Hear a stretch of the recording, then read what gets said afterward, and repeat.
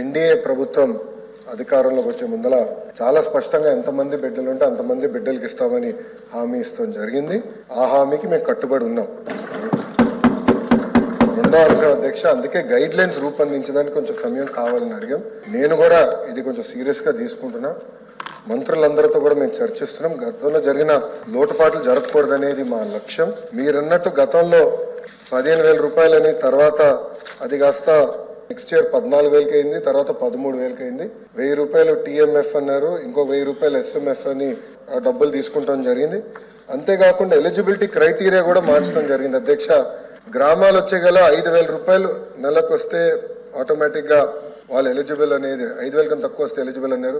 అట్లా మళ్ళీ దాన్ని మార్చారు. దాని తర్వాత ఎలక్ట్రిసిటీ కన్జంప్షన్ విషయంలో కూడా కొన్ని నుసుకలు జరిగినాయి. ఇంతేకాకుండా పాదయాత్రలో కూడా నేను అనేక మందిని కలిసినప్పుడు వాళ్ళు చాలా స్పష్టంగా, మేము ఇప్పుడు అప్పు చేసి ఒక 4 వీలర్ 4th హ్యాండ్ బండి కొన్నాం, ఇమీడియట్ గా తీసుకున్న వెంటనే మా తెల్ల కార్డు పోయింది, దానివల్ల మాకు రావాల్సిన సంక్షేమ కార్యక్రమాలన్నీ పోయినాయని వాళ్ళు నాకు చెప్తాం కూడా జరిగింది. ఇది కూడా మేము డిస్కస్ చేస్తున్నాం. డేటాని కూడా ప్యూరిఫై చేయాలి, పకడ్బందీగా ఇది అమలు చేయాలనేది లక్ష్యంతో మేము చేస్తున్నాం అధ్యక్ష. మీకు ఎలాంటి సందేహంలో అవసరం లేదు. అర్హులు ఎంతమంది ఉన్నా ఇవ్వాలనేదే ఎన్డీఏ ప్రభుత్వం లక్ష్యం. అది మేము సాధిస్తాం.